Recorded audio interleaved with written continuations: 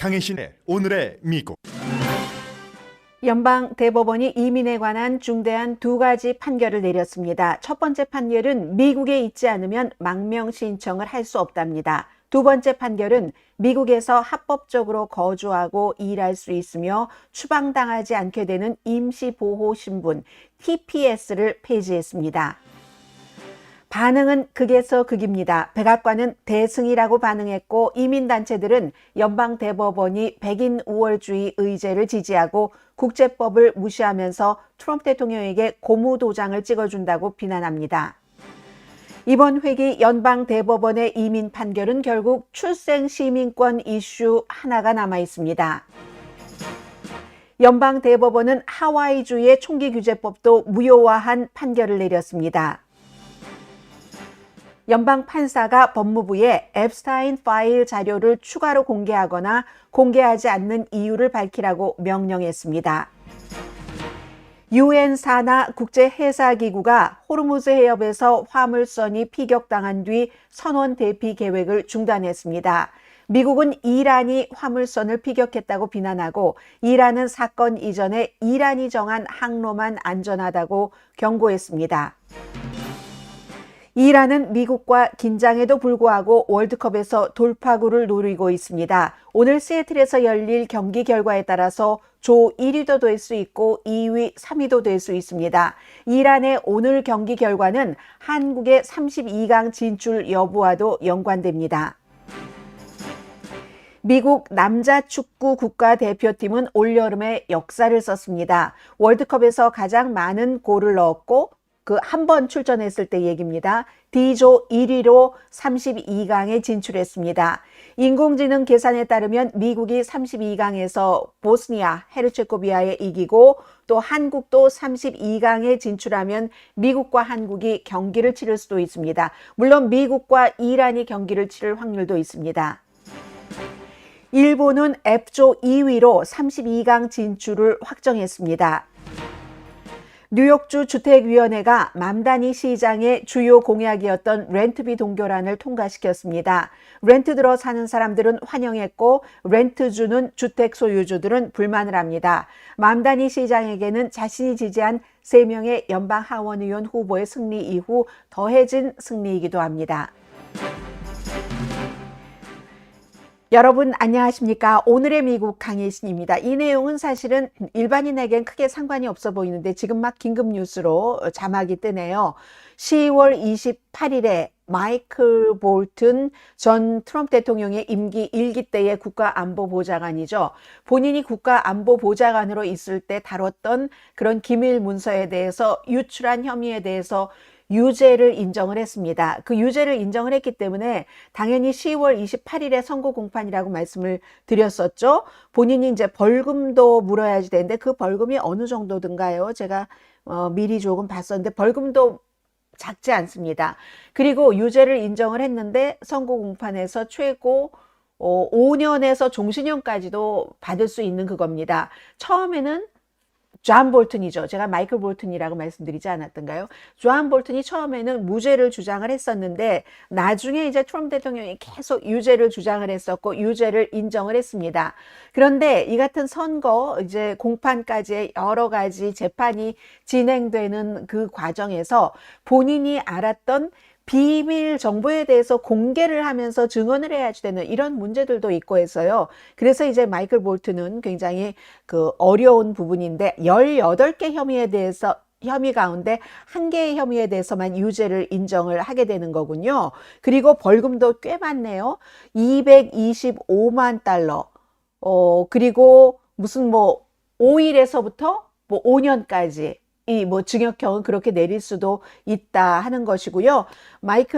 존 볼튼 전 국가안보보좌관의 변호사는 어떤 실수를 했었던 것이 사실이다. 이게 아마 본인이 책을 쓸 때 여러 가지 정보를 거기다 썼고 거기에 대해서 아니라고 처음엔 주장을 했지만 나중에 인정하게 된 그런 부분을 얘기를 하는 것 같습니다. 아무튼 18개에 대해서 18개 가운데 1개에 대해서 유죄를 인정했다. 미국에서는 이 내용을 왜 이렇게 심도 있게 보도를 하냐면은 존 볼튼 하면 트럼프 대통령이 본인이 선택했던 국가안보보좌관이었지만 그 뒤에는 본인의 적이 돼버렸습니다.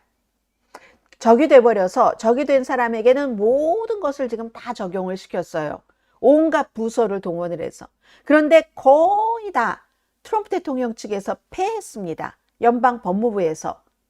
연방준비제도 의장을 포함을 해서 뉴욕의 검찰총장, 뉴욕의 법무장관을 포함을 해서 민주당의 여러 애담 쉬프 등 여러 의원들에 대해서 많은 연방준비제도 이사도 그렇고 연방수사국장 혐의를 딱 기소도 하고 있는데 다 법원에서 기각이 됐어요. 그런데 이제 이 이슈가 본인이 유죄를 인정함으로 인해서 이 트럼프 대통령에게는 정치적인 적에게 벌을 주려고 하는 것이 이제 통했다 하는 그 부분에서 이제 굉장히 깊이 보게 되는 거고요. 10월 28일 그야말로 벌금만 내고 풀려날 수도 있고 감옥에 갇힐 수도 있는 그 이슈입니다.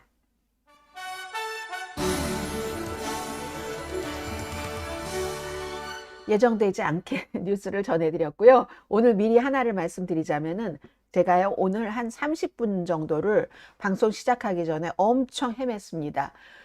왜 헤맸냐면 구글 닥스를 제가 쓰고 있잖아요. 구글 닥스에서 순서를 이렇게 바꾸는 거예요. 처음에 이란 문제부터 갈까 하다가 오늘 이민 문제로 바꿨어요.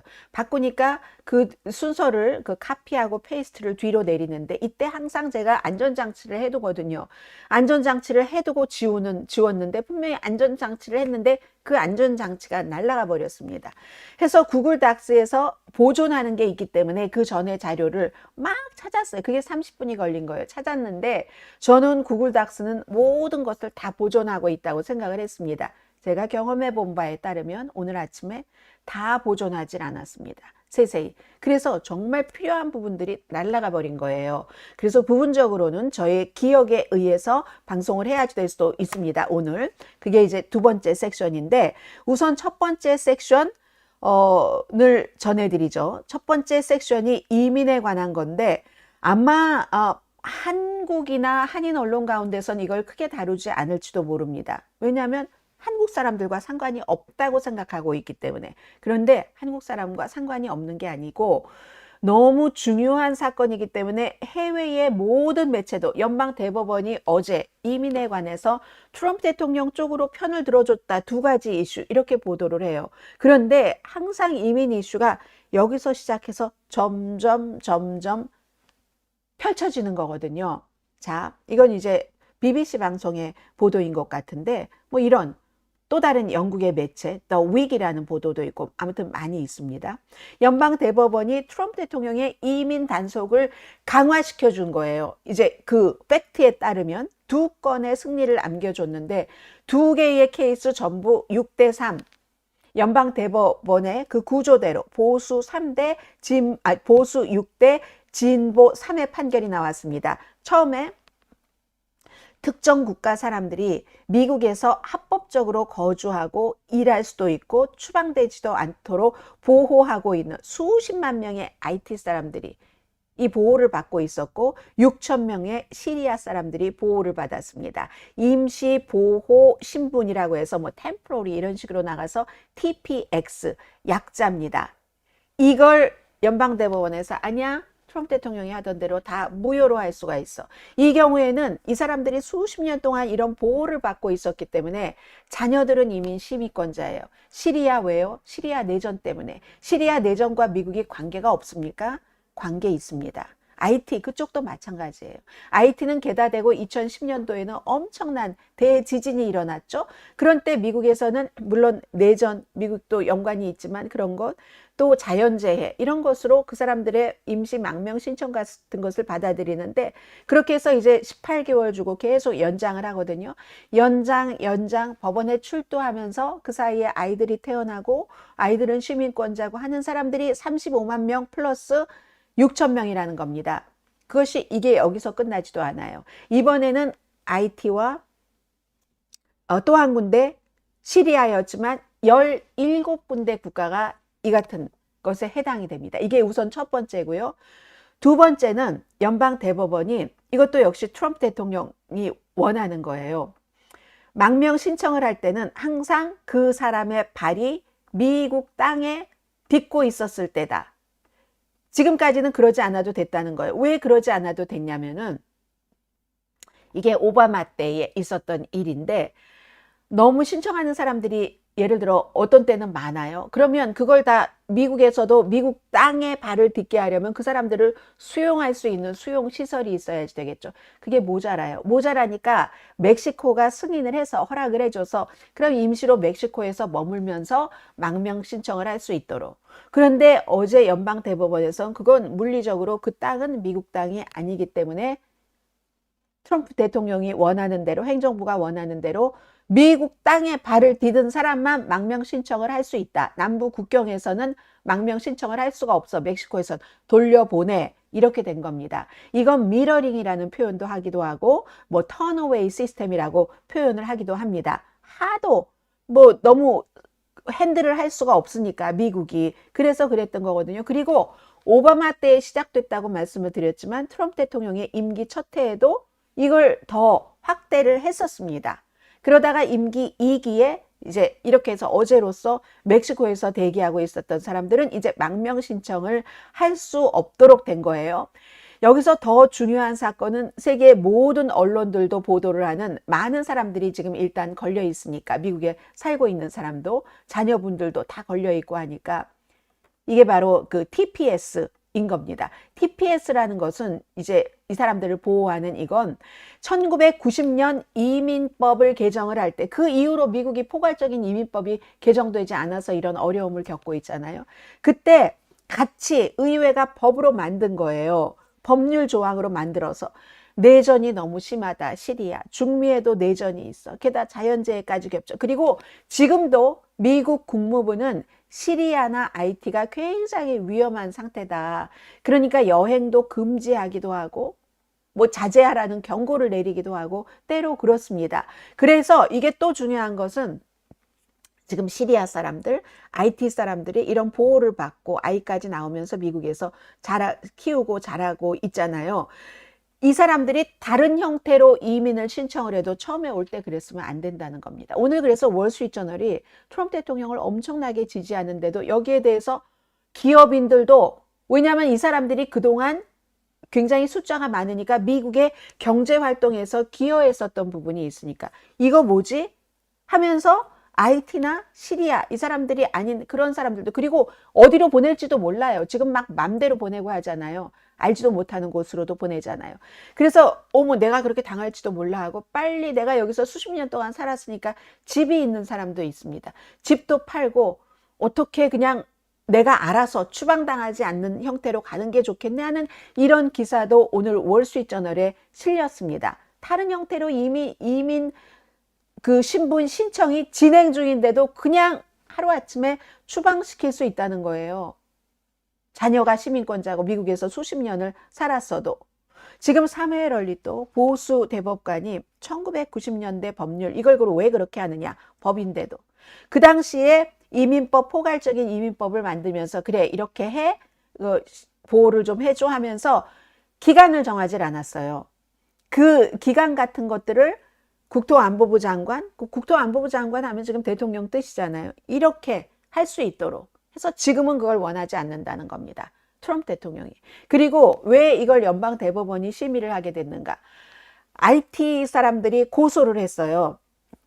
왜냐하면 인종적인 차별 발언도 너무 많이 하고 우리의 이민 이것에 대해서 너무 트럼프 행정부가 위협을 하고 있다. 수많은 인종차별적인 발언과 그런 것들 때문에 이런 일들까지 일어난다 했거든요. 그랬더니 사무엘 얼리또 대법관이 트럼프 대통령은 인종적인 차별 발언을 한 적이 없어. 인종적인 차별 발언을 함으로 인해서 이민자에 대해서 사람들이 나쁜 시선을 갖거나 그렇게 유도한 적이 없어. 이렇게 판결문에 썼습니다. 그러면 사람들은 트럼프 대통령이 무슨 말을 해서 여기에 대해서 진보적인 엘리나 케이건 대법관이 얘기를 합니다. 왜 사무엘 얼리또가 트럼프 대통령이 인종차별적인 발언을 한 적이 없어. 이런 것만 쓰고 원고가 얘기한 무엇이 인종차별적인 발언이었는가를 안 쓰는가. 그 점에 대해서 같은 벤치에 앉아있는 엘리나 케이건 진보 대법관은 대통령이 얘기하지 않았는가. IT 사람들이 개와 고양이를 먹는다. 이웃집 것까지 훔쳐다가 먹는다. 그리고 어떤 나라 사람들은 시궁창에서 왔다. 아마 에이즈에 걸렸을 것이야. 이런 얘기 너무나 혐오스럽고 인종적인 차별의 색채가 짙으니까 다수, 다른 6명 얘기잖아요. 연방대법관 다수의 의견은 그런 것들을 기록으로 남기기를 원치 않는다. 트럼프 대통령에 대해서 나쁘게. 트럼프 대통령이 그렇게 얘기를 했다는 것 자체가 본인들도 나쁜 얘기라는 걸 안다는 거예요. 연방 대법관들도. 그러니까 뭐 그냥 대통령이 그런 얘기를 안 했어까지만 얘기를 하지 무슨 얘기냐고 사실은 법률상으로 써야지 맞는 것 아니에요. 원고가 그렇게 주장을 했으면 원고의 주장에 대해서 대법관들이 반박할 땐 이건 이렇게 해야 되는데 그 내용조차 기록에 남기를 원치 않는다. 이렇게 얘기를 한 겁니다. 그리고 주목하는 것은 말씀드린 대로 그것을 기록에 남기지 않았다는 게 더 주목된다는 이런 지금 평가가 많고요. 그리고는 뭐 PTA 어쨌든 이거 끝내도 돼. 대통령의 뜻대로 하는 것은 그 TPS라는 이 보호, 이 이민법이 언제 끝날지에 대해서는 이거는 법원이 손댈 수 있는 일이 아니야. 행정부가 알아서 하는 일이지. 지금 이렇게 된 겁니다. 그래서 오늘 워싱턴 포스트는 이번 판결이 정말 너무 큰 파장을 일으킨다. IT와 시리아를 넘어서 17개국 국가 있잖아요. 그 17개국 국가에 우크라이나가 포함이 됩니다. 그리고 또 아프가니스탄이 포함이 됩니다. 아프가니스탄은 미국을 도와서 아프가니스탄 사람들이 탈레반으로부터 생명의 위협까지 느끼면서 미군을 도왔잖아요. 운전도 해주고 통역도 해주고 정보도 주고 여기에도 해당되는 게 지금 싹 없어지는 겁니다. 과테말라, 소말리아는 물론이고요. 미네소타주에 소말리아 사람들이 엄청 많이 살고 있잖아요. 소말리아도 그렇고 이미 연방대법원에서는 어제 판결을 내리기 이전에 베네수엘라에 대해서는요. 이미 지난해에 이것도 안 해도 된다 하고 판결을 한번 내렸습니다. 그러니까 트럼프 대통령 행정부, 공화당 의원들 이 사람들은 너무너무 좋아합니다. 엄청난 승리다. 이렇게 얘기를 하면서 백악관의 정책 부실장 있죠. 스티븐 밀러가 대법원에 대해서 박수를 보낸다. 환호했습니다. 이건 10년 동안의 노력 끝에 우리가 얻은 승리다. 마침내 불법 이민자들을 미국에서 제거할 수 있게 됐다. 팍스 텔레비전에 나와서 어제 이제 스티븐 밀러가 그렇게 얘기를 했습니다. 그에 비해서 많은 심지어는 공화당 의원들에서도 그렇고 이민 옹호 단체는 수십 군데의 이민 옹호 단체가 연방 대법원이 재앙적인 판결을 내렸다. 너무 잔인하다. 그러면 굉장히 많은 무고한 사람들이 폭력적이고 불필요한 죽음을 당할 수도 있다. 예를 들어 그 나라로 간다면 내전이 있고 뭐가 있고 뭐 망명이라든가 보호 신청을 받아들였을 때는 그런 이유가 있잖아요. 이민 커뮤니티에서도 그 사람들이 우리 커뮤니티 일원으로 이렇게 일을 해왔었는데 이게 말이 되는 거야? 이건 근본적으로 이민 보호를 박탈하고 망명 제도를 재편할 수 있도록 이 트럼프 대통령에게 모든 것을 다 고무도장을 찍어준 거야 라고 얘기를 합니다. 민주당의 일리노이주가 지역구예요. 하원 의원입니다. 델리아 라미네즈 의원이 지금 연방대법원의 트럼프 대통령 충성파들이다. 이건 이렇게 얘기를 합니다. 트럼프 대통령의 충성파인 연방대법관 6명이 트럼프 대통령과 힘을 합쳐서 이민자들이 국제적으로 인정받고 있는 어떤 인권에 대한 보호를 미국이라는 국가에서 부정을 하고 권위주의적이고 백인 우월주의적인 의제를 추진하고 있다. 왜 백인 우월주의자라고 얘기를 해요? 소말리아, IT 다 피부 색깔 생각을 해보세요. 어떤 색깔입니까? 이런 얘기. 이렇게 분석가들이 이건 말이 되지 않는다. 두 국가뿐만이 아니라 나머지 15개 국가에 대해서도 전부 트럼프 대통령 측에서 할 수 있는 원하는 쪽으로 기회를 열어줬다. 이렇게 얘기를 합니다. 그리고는 이 TPS 결정이 지금 뜰을 청소를 하고 있어요. 그건 대대적인 청소기 때문에 제가 저의 에리아만 해당되는 게 아니라서 어쩔 수 없어서 혹시 소음이 난다면 여러분 깨끗하게 청소를 하는구나 하고 이해해 주시기 바랍니다. TPS 결정이 미국 경제에 미칠 잠재적인 영향력, 매년 경제예요. 이런 식으로 일하고 아이 낳고 추방되지 않도록 보호받고 하는 사람들이 미국 경제에 290억 달러를 기여를 한답니다. 그러니까 월스트리트저널이 이건 아니지 하고 얘기를 하는 거예요. 공화당 성향이면서도 월스트리트저널은 공화당 성향이면서 기업 성향이잖아요. 기업들이 이걸 좋아할 리가 없겠죠. 이민 단속을 시행할 수 있는 권한을 확장해 준 셈이다. 그리고 이런 얘기를 하는 사람도 있네요. 뉴욕의 컬럼비아 로스쿨에 이민자 권리 클리닉이라는 센터가 있는데 그 센터의 소장입니다. 엘로나 무케르지 소장은 완전히 지금 연방 대법원이 이민 시스템을 추방 기계로 만들었네. 대부분의 경우 지금까지 연방 대법원은 트럼프 대통령의 대량 추방 안건에 대해서 고무도장을 찍어주고 있어.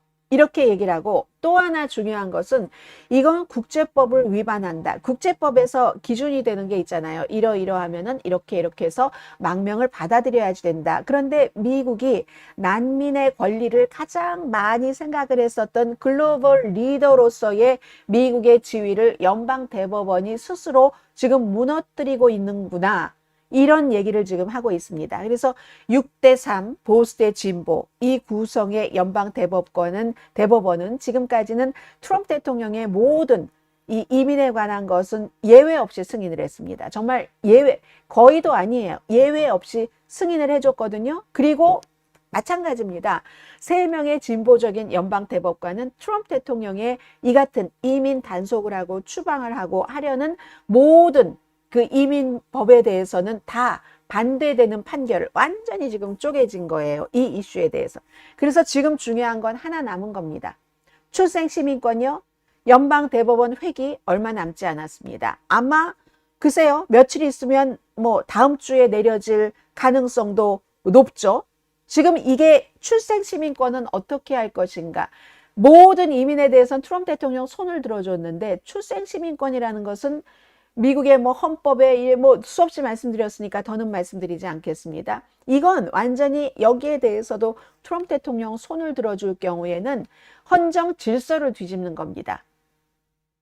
헌정 질서를 뒤집는 것이기 때문에 너무너무 주목도가 높은 거죠. 결국은 지금까지 다 트럼프 대통령에게 손들다가 여기서 스탑하지 않을까라고 보는 게 대체적인 전문가들 얘기거든요. 그리고 이코노미스트의 경우는 본인들이 쭉 이제 여러 가지를 상황에 따라서 분석을 해봤대요. 그랬더니 다른 것과는 달리 연방 그 대법원에서 이 출생 시민권에 대해서는 트럼프 대통령이 원하는 대로 미국에서 태어나도 부모가 뭐 합법적인 신분이 아니면 그 사람은 그 아이는 그 신생아는 미국 그 시민이 아니야 라고 하기를 원하는 이거에 대해서는 say no 할 것이다 라고 얘기를 하고 있는데 네, 대부분이 그렇게 보고 있으니까 그렇게 되지 않을까요?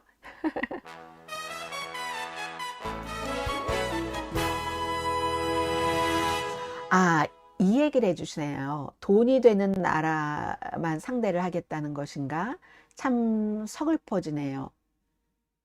작은 악마 스티븐 밀러도 사단이 나야지 되는데 아유 제가 그 말 안 했어야지 될 걸 말을 했네. 그런 얘기를 했는데 네, 다 돈 있는 나라입니다.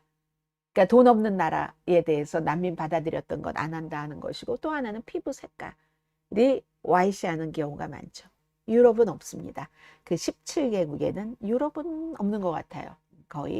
거의인지 없는지 저는 없는 것 같다고 봤는데 뭐 미얀마도 아니고 베네수엘라도 아니고 아프가니스탄 뭐 다 아니니까 우크라이나는 있네요. 자, 연방 대법원이 또 다른 거 6대3으로 이게 총기 소지의 자유화에 또 손을 들어준 겁니다. 하와이에 살고 계신 분 계세요? 하와이에 살고 계신 분.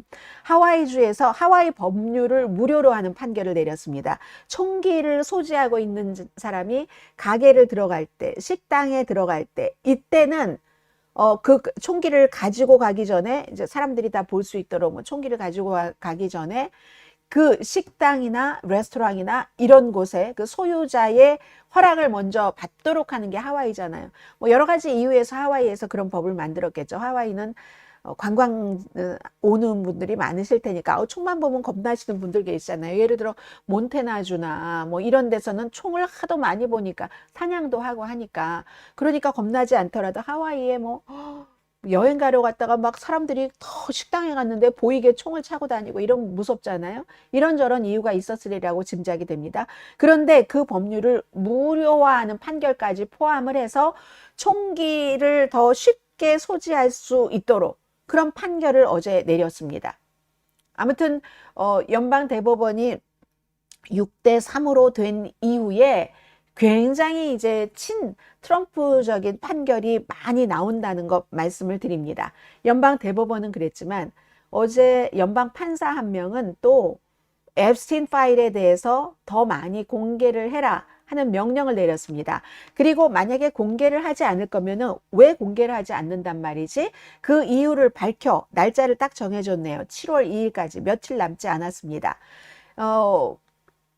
누가 이것은 소송을 한 거냐면 언론에 대해서 독립적인 뭐 저널리스트라고 볼 수도 있고요. KT 팽이라는 분이 법무장관 대행인 타드 블랜치를 소송을 한 거예요. 왜냐하면 아니 연방의회에서 앱스틴 법을 만들지 않았는가? 거기서 다 공개를 하라고 했는데 왜 어떤 건 가리고 트럼프 대통령에 대한 건 쏙 가리고 또 어떤 거는 공개를 했어도 알아보지도 못할 정도로 그것도 불공평하게 이름을 가린 것도 어떤 경우는 무슨 피해자를 보호해야지 되는데 피해자 보호 측에서가 아니라 가해자 보호 측에서 이름이 가려졌다 이런 여러 가지를 지금까지 다 나왔던 뉴스이기도 하죠. 그렇게 주장을 하는 거예요. 그럼 연방법무부 우리가 350만 페이지를 지금 공개를 하지 않았는가 이렇게 얘기를 해요. 그러면 이 원고는 팽이라는 분은 여전히 내가 말하지 않았는가 앱스타인 법 위반이다. 왜 골라서 해야지 되는 건 안 하고 안 해야지 되는 것은 하고 하는가 이렇게 얘기를 하는 거예요. 여기에 대해서 워싱턴 DC의 연방법원의 에미 설리번 판사가 이 고문하는 영상이라든가 앱스틴 그쪽 그 지역에서 미성년자를 포함한 여러 젊은 여성들과 관련된 성적인 뭐라든가 이런 것은 왜 하지 않는가. 특히 공범으로 지목된 피고, 코-디펜던트 이름, 공모자 이런 사람들의 이름은 왜 가리는가? 그리고 피해자의 이름은 왜 거기에 실수가 됐건 뭐 의도는 안 했겠죠. 실수가 됐건 뭐가 됐건 왜 피해자의 이름을 피해자를 보호해서 이걸 공개를 다 안 한다고 하면서 피해자의 이름은 왜 공개를 해? 그러면서 왜 공모자의 이름을 가려? 공범으로 지목된 피고의 이름을 왜 가려? 또 하나는 트럼프 대통령을 언급한 36건의 자료는 계속 공개하지 않고 있습니다. 전혀 공개하지 않고 있습니다. 구체적으로는 이제 다 알려진 1980년대 뭐 어떤 여성이 FBI에 내가 미성년자였을 때 앱스틴이 트럼프에게 나를 소개를 해서 트럼프가 나를 강간을 했고 하는 해서 내가 그 일로 FBI에 4번이나 조사를 받았는데 FBI가 예를 들어 FBI 조사를 받기까지는 FBI가 그렇게 한가한 기관이 아니잖아요. 밑에서 다 걸러옵니다. 걸러와서 할 만한 것을 인터뷰를 하겠죠. 근데 인터뷰를 한 번 한 게 아니에요. 2번, 3번도 아니고 4번을 했어요. 그럼 뭔가 근거가 있을 수도 있다는 것이라고 짐작을 할 수 있는 합리적인 판단이 서죠. 왜 그건 다 공개하지 않았지? FBI가 면담한 그 면담 기록에 대해서 거기에 다 있는데 왜 그건 공개하지 않느냐고 이렇게 얘기하면 연방법무부가 뭐라고 답하냐면요. 이 팽이라는 원고가 정보공개법 Freedom of Information Act라는 절차를 밟았어야 되는데 이 절차를 안 밟았기 때문에 이렇게 얘기를 해요. 이런 식으로 소송조차 할 수가 없다라고 얘기합니다. 그럼 팽이라는 사람이 뭐라고 얘기하냐면 뭔 소리야? 절차를 안 밟았다고? 내가 다 그런 기록 다 이렇게 해달라고 절차를 하면은 그 절차가 다 거부됐잖아. 거부를 누가 했어? 행정부가 했잖아. 라고 반박을 하고 있습니다. 결국은요, 이 앱스틴 사건은 끝이 어떻게 될지 모르지만 결론은 트럼프 대통령이 어떤 이유에서든 다치느냐 다치지 않느냐 여기를 지금 향해서 가고 있는 거거든요. 향해서 가다가 어디까지 갈 수 있을지 멈출지 그건 모릅니다. 그래서 이제 판사가 이거 다 공개를 하든지 아니면 왜 공개하지 않는지 이유를 7월 2일까지 밝혀라라고 했잖아요. 거기에 대해서 이제 악시오스가 법무부에 뭐 인터뷰 요청을 했더니 악시오스가 뭐 응답을 하지 않았답니다. 이 요청에 대해서는요.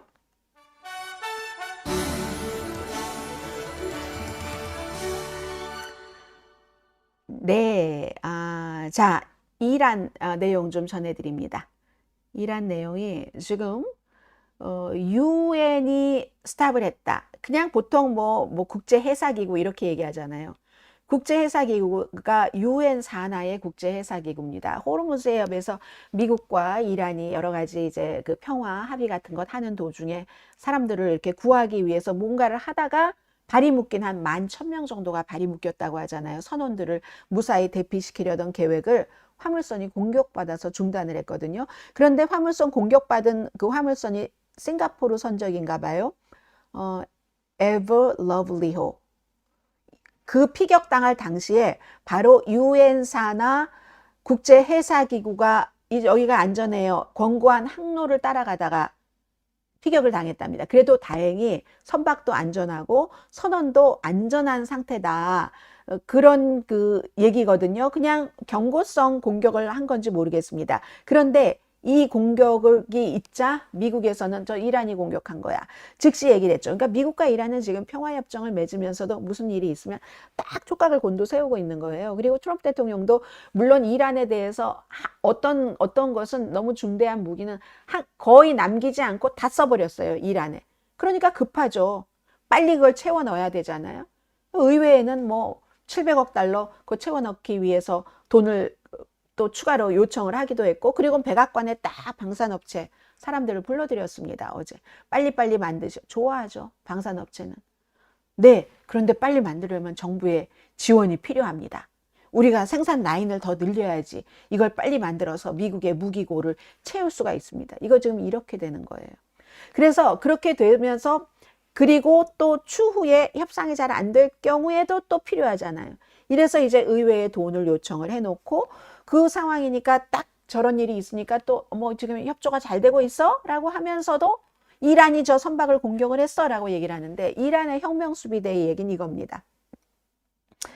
유엔 산하의 국제해사기구가 권고한 항로를 통하지 말고, 그러니까 모든 이제 밖으로 나가려고 하는 그런 모든 선박들은 우리 이란이 안전하다라고 하는 항로를 통해서 하라. 그럼 유엔은 수십 년 동안 그 항로들을 통했으니까 지금 뭐 이란이 미국과 평화 협정을 하고 그 실무 회담을 하고 하는 상황에서 뭘 어떻게 하겠어요? 그러니까 여기로 가시오 해서 그 선박은 거기로 갔다는 거고, 이란은 우리가 하라는, 이건 또 뭘 얘기를 해요? 이란이 이 평화 협정이 제대로 되고 하더라도 앞으로 호르무즈 해협은 우리가 왕이야. 우리가 모든 것을 하나하나 다 우리 뜻에 따르도록 하고야 말겠어 하는 걸 지금 보여주는 거잖아요, 지금. 그래서 다행히도 화물도 안전하고 배도 안전하고 선원들도 다 안전하다는 그겁니다. 지금 이 상태에서 지금부터는 월드컵을 좀 말씀드리겠는데요. 일본, 미국, 한국을 다 포함해서 이란입니다. 이란이 미국과 이런 정도의 긴장 속에서 얼마나 지금 물류 경기 끝나면 또 휘파람 아니 휘슬 불고 호루라기 불고, 자 오늘 또 떠나십시오 뭐 이런 식으로 이제 미국 땅을 떠나야지 되는 이란 선수들이잖아요. 이 긴장 속에서도 월드컵에서 돌파구를 지금 마련을 하고 있다는 게 세계 모든 언론이 보도를 하고 있습니다. 그래서 오늘이요, 오늘 어떻게 되나요? 오늘 이제 G조잖아요. 오늘 이집트하고 저녁 8시에요. 로스앤젤레스 시간으로 경기를 치르고, 이란이 벨기에하고 뉴질랜드는 역시 같은 G조예요. 같은 8시, 오늘 시애틀이에요. 시애틀에 살고 계신 분들 시애틀입니다, 드디어. 그런데 이게 참 G조는 묘해요. G조는요, 이집트, 이란, 벨기에, 뉴질랜드잖아요. 지금까지 이란이 2번 경기에서는 무승부였는데 벨기에, 뉴질랜드 무승부였어요. 뉴질랜드라고 하고, 뉴질랜드 이미 4위니까 벨기에를 그 이란이 이 상황에서 이겼다는 것이 놀랍다는 얘기를 많이 하고 있습니다. 벨기에가요 뭐 11위예요. 피파 랭킹이. 이란도 만만치 않아요. 21위예요. 그리고 이집트는 26인데 이집트는 스타 선수들이 있잖아요. 프리미어 리그의 스타 모하마드 살라, 오마르 마르무치. 오늘 이제 그렇게 이집트와 경기를 치르는데 피파 랭킹 11위를 이란이 이제 무승부로 비겼는데 그 상황이 너무 피곤하고 이런 상황에서 이겼다는 것은 놀라운 일이라는 것, 조 1위를 차지할 가능성은 낮아 보이지만 그렇지만 어쨌든 너무 잘하고 있다는 거예요. 지금 버지니아 텍의 스페인어 교수예요. 월드컵 역사 전문가인 패트릭 리지 교수가 하는 얘기입니다. 뉴질랜드와도 무승부, 벨기에와도 무승부. 만약에 32강 진출을 확정짓기 위해서는 오늘은 무승부만 해도 됩니다. 이란은 이집트와의 경기에서 무승부만 해도 되는 거예요. 지금 이 상황에서 만약에 미국과 맞붙을 수 있다면 32강 올라가고 16강까지 가야지 되는 거거든요. 그런데 지금 이집트가 1위예요. 4점이에요. 승점이. 이란이 2. 두 번 다 비겨서 1.1점. 이집트는 한 번 이기고 한 번 비겼나 보죠? 아니네요. 무승부가 둘이네요. 그래서 어쨌든 이집트가 4, 이란이 2, 벨기에가 2점이거든요. 뉴질랜드는 1위로 1점으로 탈락을 했고 해서 지금 이 경기는요. 오늘 두 경기에 따라서 이집트, 이란, 벨기에가 현재는 1, 2위, 공동 2위인데 어느 국가라도 1위가 될 수 있습니다. 이란이 1위가 될 가능성은 낮다고 보지만 여기까지 간 거예요. 그래서 이제 한국의 입장에서 말씀을 드리자면 오늘 이란과 이집트의 경기에서 이집트가 이기는 게 좋습니다. 그리고 벨기에와 뉴질랜드 경기에서 벨기에가 이기는 게 좋습니다.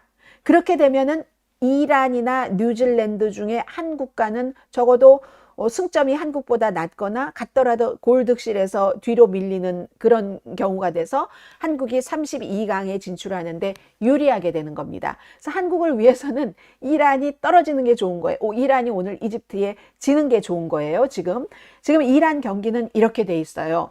그리고 일본과 스웨덴 어제 경기 보신 분들 많으시죠? 무승부였어요. 무승부였기 때문에 그 일본이 조 2위로 올라가게 됐어요. 32강에. 그래서 월요일에 브라질과 경기를 하게 됩니다. 일본이.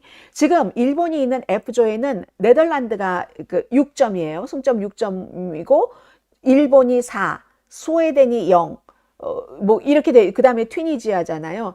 해서 일본은 조 2위가 됐고 스웨덴은 조 3위인데도 한국은 지금 다른 나라 국가가 어떻게 경기하는가를 봐야지 되는 형편이잖아요. 스웨덴은 워낙에 뭐 여러 가지가 좋아요. 성적이 좋아요. 말하자면 성적이 좋아서 한국의 와일드카드와 다른 겁니다. 스웨덴은 확정이에요, 지금. 이변이 없으면도 필요 없어요. 스웨덴은 확정. 해서 이제 그 네덜란드, 일본, 스웨덴이 확정이 돼 있어요. 그럼 미국을 보면은요, 미국은 지금 이번 월드컵에서 그 예상했었던 것보다 훨씬 잘하고 있습니다. 두 번 다 이겼어요. 두 번 다 미국이 이 월드컵에서 이긴 건 1930년대 초대 월드컵 이후에 처음이라고 얘기를 하거든요. 지금 미국 팀 D조잖아요. D조는 미국이 1위예요, 1위. 호주가 2위로, 호주하고 미국하고 미국이 훨씬 잘했잖아요. 4. 파라과이도 4거든요. 그리고 터키 3위죠. 어제 첫 번째, 두 번째 이긴 미국이 터키에 졌어요. 터키에 3대2로 졌.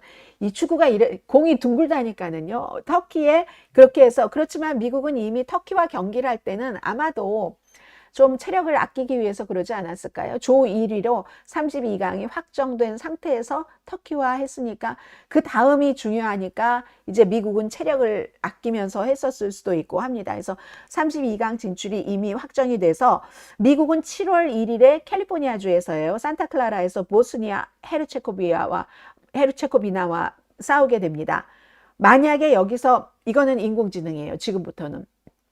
뉴욕타임스가 돌려본 인공지능인데 여기서 이긴다면은 며칠 뒤에 이집트가 됐건 이집트가 이란과의 경기에서 이기거나 아니면 한국과 붙을 수 있는 그런 가능성도 아무튼 있다고 합니다. 어쨌든 미국으로서는 이 월드컵에서 지금 굉장히 좋은 성적을 기록을 했고 이란도 월드컵에서 엄청나게 좋은 성적을 지금 기록하고 있기 때문에 미국으로서는 미국 건국 250주년 조금 좀 좀 이상한 점들이 많이 있잖아요. 그런데 이 월드컵은 한국 분들이 한국에 너무 신경을 쓰느라고 놓치신 분들도 많으실 텐데 지금 굉장히 좋게 가고 있다 하는 거고요. 그리고 만약에 이란의 경우에는 여기서 이제 지면은 이란은 뭐 지고 성적이 나쁘더라도 할 말이 있는 거예요. 우리가 이렇게 힘든 상태에서 미국이 그렇게 우리를 힘들게 하는 상태에서 이 정도 했다. 그리고 이란 선수들은 지금까지 미국에서 그 처신을 아주 잘하고 있어요. 로스앤젤레스에서 지난번에 이제 경기, 두 번째 경기 끝나고 갈 때도 라커룸에 뭔가 메모를 남겨놨다고 하잖아요. 고맙다. 우리를 이렇게 따뜻하게 대해줘서 너무 고맙다고 얘기를 하고, 그리고 그게 이제 소셜미디어에 쫙 퍼졌잖아요. 선수가 쓴 게. 수천 년 전 페르시아에서 오늘날 문명화된 이란에 이르기까지 이란의 정신은 살아있고 굳건합니다. 우리는 자부심을 갖고 로스앤젤레스에 왔고 명예롭게 싸웠으며 존엄성을 지닌 채 떠납니다. 그 밖에 다른 얘기는 안 했어요. 경기를 해서 싸워서 명예롭게 싸웠는데 경기 끝나자마자 휘슬이 딱 부르고 나니까 미국 측에서 빨리 보따리 싸가지고 멕시코로 떠나라 하고 했다는 거. 첫 번째 경기 때도 두 번째 경기 때도 그런 얘기는 안 합니다만 이란은 이렇게 되는 것. 지금 월드컵을 오랫동안 지켜본 그 세인트 존스 그 유니버시티의 역사학자입니다. 마우리시오 보레로. 이분은 내가 알기로 정말 미국 정부의 태도가 너무너무 내가 느끼기도 그렇고 이런 정도의 옹졸한 월드컵 그 주최국은 없었다. 선수들이 이란 선수들이 신경을 쓰지 않는다라고 겉으로 대담한 척 할 수도 있겠지만 어떻게 이런 일이 신경을 안 쓸 수가 있겠어요. 이제 이런 얘기를 해서 월드컵의 성적이 기대했던 것보다 못 나와도 이란으로서는 사람들이 다 저거보다 잘했을 수 있겠구나 라고 생각을 할 수 있겠죠. 이란의 감독은 오히려 미국의 약간의 그 핍박과 약간이 아니라 노골적인 핍박 비슷한 이런 것들이 우리를 뭉치게 해서 그야말로 이건 헝그리 정신도 아니에요. 그냥 순수한 아무런 형용사를 붙이지 않은 정신이잖아요. 이란 선수들 어떤 정신인지는 다 아실 테고 그 정신이 오히려 우리를 그 정신으로 뭉치게 했다라고 하지만 사실 힘든 거죠.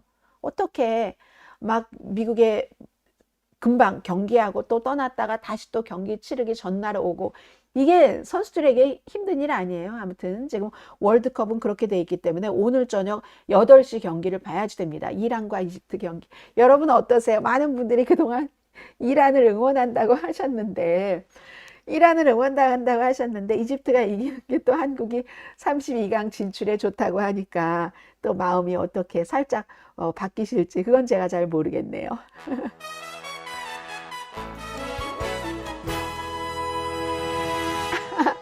아니 이렇게 얘기해 주신 분이 계세요. 한국은 홍명보 감독이 힘들게 하는데 미국이 하는 건 애교. 미국이 하는 게 애교예요?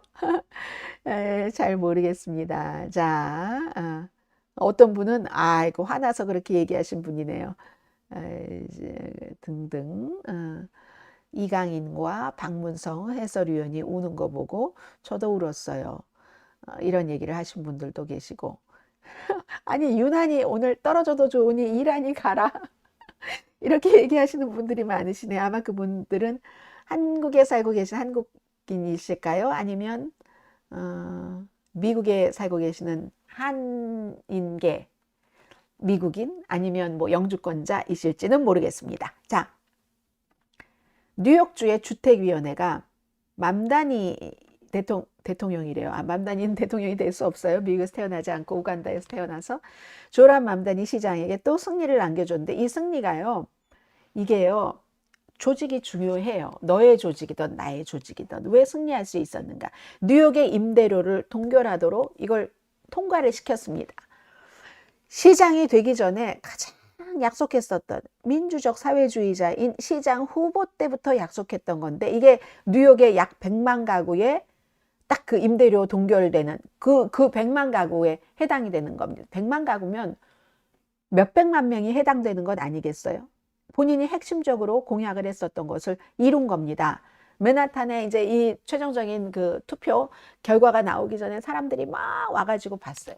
막 와가지고 봤는데 너무 좋아했었죠. 그 렌트 들어 사는 사람들은 그 렌트 가이드라인스 보드, 그러면 렌트 가이드라인 위원회 이렇게 해야지 되네요. 예전에 시장 때도 그런 거 했었던 때가 있어요. 근데 그때는 1년이고 지금은 1년, 2년 계약 모두의 이 렌트비 동결을 승인을 했습니다. 뉴욕의 세입자들이죠. 세입자들에게는 역사적인 승리입니다. 맘다니 시장이 당연히 그렇게 얘기를 할 뻔하죠. 지금 이 위원회가 이 정책에 대해서 찬성 7, 반대 1이었습니다. 그런데 반대한 사람, 그리고 또 한 사람은 나갔어요. 한 사람은 이제 공개적으로 사임을 했어요. 왜 사임을 했냐면 이건 말이 되지 않지. 너무 이 위원회가 편향됐어. 지금 집주인들이 얼마나 힘든 줄 알아? 그 집들을 운영하려면 운영비가 얼마나 많이 드는데, 이런데 그거 뻔히 알면서 렌트비를 못 올린다고? 이렇게 비난을 했습니다. 이 스미스라는, 크리스티나 스미스라는 그 몇 시간 전에 투표하기 전에 이 자리를 사임한 사람이에요. 전임 시장 에릭 아담스 시장이 지명한 그런 사람이었어요. 그리고 이 조람 맘다니가 취임식을 이번 올해에 한 뒤에 6명을 새로 임명을 한 겁니다. 그러니까 여기에 위원회가 왜 이렇게 뭐 7대 1로 통과시켰는가? 맘다니가 이렇게 임명을 한 사람이 많은 거예요. 6명 플러스 1 해서 7대 1로 된 겁니다. 그러니까 그런 것들도 굉장히 중요한 거죠. 그랬더니 위원장은 아니죠. 우리는요, 이게 공정하게, 꼭 맘다니가 우리를 임명을 해서가 아니라 공정하게 했습니다. 얼마나 사람들이 지금 생활비에 시달리고 뉴욕이 렌트비가 또 오죽 비싸요. 거기에 시달리는지 아십니까? 이런 식으로 얘기를 하고 있거든요. 해서 이번에 이 일에 따라서 2026년 10월부터 올해 10월부터 2027년 9월까지 1년이죠. 뉴욕시에 이제 5군데 또 그 지역이 있잖아요. 모든 지역에 임대료 그 동결, 이게 이제 적용이 되고, 그것도 싼 데부터 비싼 데까지 전부 다 합니다. 여기서 이제 사람들이 공청회에서 이제 렌트 들어 사는 사람들이 우리요 열심히 일하고 열심히 벌어도 인플레이션을 도저히 따라가지 못합니다. 그리고 과거에 우리에게 뭐 한다고 임대료를 인상을 해서는 보수공사도 안 하고 고쳐달라면 안 고쳐주고 전혀 개선에 사용되지 않고 있어요. 이렇게 얘기를 했어요. 집주인 단체들은요, 이 임대료가 동결됨으로 인해서 우리가 비용을 도저히 감당할 수가 없습니다. 이렇게 되는 경우는 결국은 새 들어 사는 사람들의 그 집 환경이 악화될 겁니다. 이거 똑같은 거예요. 최저임금 올리자고 하면은 그 최저임금을 줘야지 되는 측에서 그러면은 인원이 삭감이 될 겁니다. 일자리가 줄어들 겁니다. 이 얘기랑 지금 똑같이 하는 거예요. 지금 이런 일이 있어서 어쨌든 이 조람 맘다니로서는 본인의 공약, 그리고 숫자로 보세요. 투표를 할 사람이 새 들어 사는 사람들이 많아요. 세를 주는 사람들이 많습니까?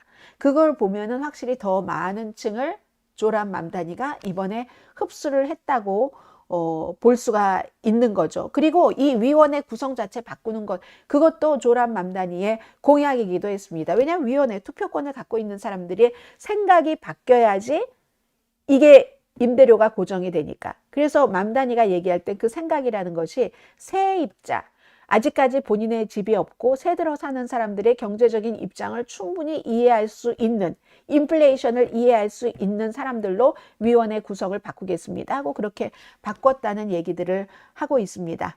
아무튼 그 임대료 동결은 뭐 더 블라지오 전에 그 시장, 그 에릭 아담스 전에 그 시장도 했었는데 그때는 1년 것만 했어요. 이번에 1년, 2년 것 모두 했다는 거고요. 이렇게 볼 때는 맘다니가 후원을 했었던 연방 하원의원 후보도 전부 이제 세 사람이 다 당선이 됐고, 본인 뉴욕 시장으로서 이렇게 임대료 동결 같은 것은 하면서도 시의 안전 같은 것은 사람들이 누구나 중요하게 생각하죠. 보수 진보를 가리지 않습니다. 그런 경찰국장이죠. 뉴욕은 커미셔너라고 부르고 LA는 경찰국장이라고 부르고, 그런 경찰 커미셔너에 대해서는 또 그대로 본인과 처음에는 그 본인이 후보였을 때 뭐 바꿀 수도 있는데 그냥 그대로 두면서 가는 약간 그 합리적인 그 융통성이 있는 시정을 펼치는 것 같아요. 그리고 맘다니가 지원을 했었던 민주적 사회주의자 2명, 그리고 한 사람은 굉장히 그 좌측이라고 평가를 받는 온건한 측에서. 이 성공은 지금 민주당의 내부에서는 약간 분열되어 있는 것 같습니다. 저런 사람들이 들어오면 민주당을 더 싫어할 사람들이 많아 하고, 이것도 봐야지 되죠.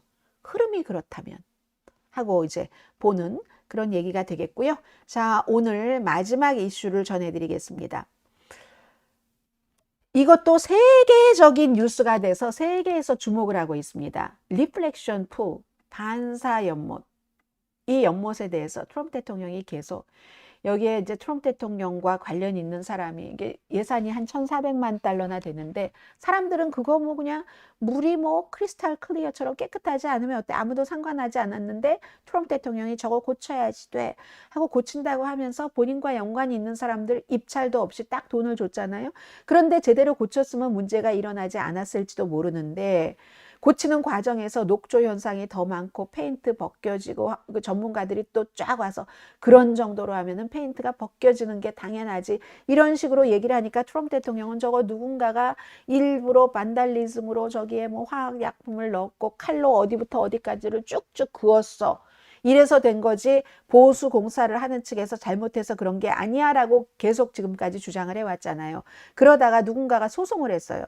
이거 하지 말아라, 이거 중단해라, 누구 돈 배불릴 일 있는가, 세금 아니냐, 1,400만 달러 그 돈을 다른 데다 써라 하고 소송을 했어요.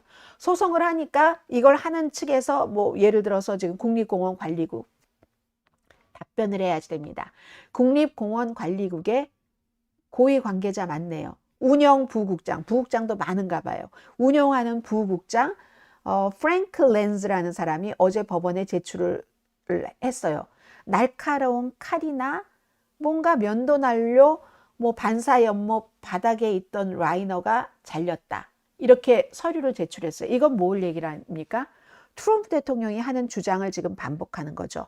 트럼프 대통령이 300피트 길이의 찢어진 자국이 생겼다, 그리고 몰래 무슨 뭐 누가 비료도 넣고 뭐도 넣고 했었다는 거잖아요. 그러니까 언론에서 대통령에게 네 그러세요, 그러면 그 사진이나 영상 같은 것을 좀 제시를 해 주십시오 하니까 대통령이 뭐라고 얘기했냐면 이거 법정에서 제시를 하겠다라고 했거든요. 그리고 법정에서 운영부국장이 대통령의 말을 그대로 날카로운 칼이나 면도칼로 잘린 게 있다. 그러면 법정에서 그 부국장이 제시를 했는가? 증거 제시는 하지 않았습니다. 사진도 없었고 영상도 없었고 다만 문서로 그런 일이 있었다라고 쓴 겁니다. 또 언제 그런 일이 발생을 했는지, 누가 그런 일을 했는지, 왜 그랬는지, 여기에 대해서도 내용이 아무것도 없고 다만 트럼프 대통령이 말한 그대로 누군가가 날카로운 칼이나 면도칼로 잘렸고 뭐를 뭐 70개를 거기다가 던졌다고 하던가요. 그랬다는 겁니다. 그런데 뉴욕타임스가 입수한 문서에 따르면 그 뭔가 어딘가가 두 군데가 뭐 좀 약간 절단된 자국이 있었대요. 근데 그것은 현재 일어나고 있는 무슨 뭐 파란색 코팅이라든가 조류 번식 이런 것과는 직접적인 관련이 없는 것이었다, 지금 이런 얘기를 하고 있거든요. 그래서 비영리 단체가 제기한 거예요, 소송을. 대통령이 왜 안 해도 될 일을 하면서 세금을 쓰면서 본인의 친구에게 그 돈을 주지? 그 회사들이 입찰 없이 맡았으니까요. 여기에 대한 소송의 일환인데, 결국은 처음에는 언론에서 막 그 인터뷰하자고 해도 입 다물고 있었던 이런 그 관계 당국에서 트럼프 대통령 말대로 지금 얘기를 좀 이렇게 해주고 있고, 그리고 그 사이에 미국의 올림픽 그 카누 선수여서 올림픽 메달리스트인 그런 데이빗 허는 지난번에 체포됐잖아요. 뭐 물속에 뭐 있는 거 뭐 좀 만졌다고, 뭐 페인트인가 아니 뭔가 라이너를 만졌다고 했죠. 왜냐하면 본인이 카누 선수로서 지금은 은퇴해서 무슨 회사도 하고 관련 뭐도 만들고 하니까 뭘로 했을까? 재료가 뭘까 하고 뭔지도 모르고 만지는 순간 체포됐다는 것 아니에요. 다른 저널리스트들도 함께 만졌는데, 그런데 내가 만져서 그걸 물속으로 꺼낸 것도 아니고 아무 변화가 있었던 것도 없는데 나를 체포했다 해서 이 사람은 법적 이제 대응을 한다고 발표를 했습니다. 나는 잘못이 없다. 왜냐하면 정부에서 정부 재산을 파괴한 혐의로 체포를 해버렸으니까. 그리고 5시간 동안이나 아무에게도 연락을 하지 못하도록 했으니까 이 사람은 법적 대응을 이제 하겠다는 거고, 그리고 이 1420만 달러입니다. 이 리노베이션 리프렉션 풀 프로젝트에 대해서는 점점 대통령이 말하면은 말하는 것에 대해서 사진 내세요. 영상 내세요 하는데 있을지도 모르죠. 대통령이 그렇게 얘기를 했으니까 사진이 있을지도 모르고 영상이 있을지도 모르고 그 같은 증거를 내놔라 하는 압박이 점점 커지고 있는 것은 분명합니다. 자, 여기까지고요. 오늘 이제 8시에 이란과 이집트의 축구 경기가 굉장히 중요하게 생각이 되고 오늘 이란과 이집트 동시에 뉴질랜드와 같은 팀인 G조예요. 벨기에 경기도 있고 12시에는 노르웨이와 프랑스 또 12시에 역시 세네갈, 이락 팀도 있네요. H조도 오늘 있네요. 뭐 우루과이와 스페인도 경기를 치르고 있는데 오늘 저 8시에 또 봐야 돼요. 자, 그리고 내일은 토요일이기 때문에 시사 만평 시간에 뵙겠습니다. 여러분 너무 감사합니다. 처음 뵙는 분도 계시네요. 감독의 작전도 선수 기용도 너무 수준 이하의 지시가 뭐 축구 해설위원들이 지적을 해서 부끄럽습니다. 이번 이런 여러 가지 한국 축구 문제는 축구 해설위원들의 지적을 보지 않더라도 다들 직관적으로 느낄 수 있는 것 아니었는가요? 자, 내일 뵙겠습니다. 강희신이었습니다. 바이. 이란 축구 선수팀 보여드릴까요? 네, 역동적인. 내일 뵙겠습니다.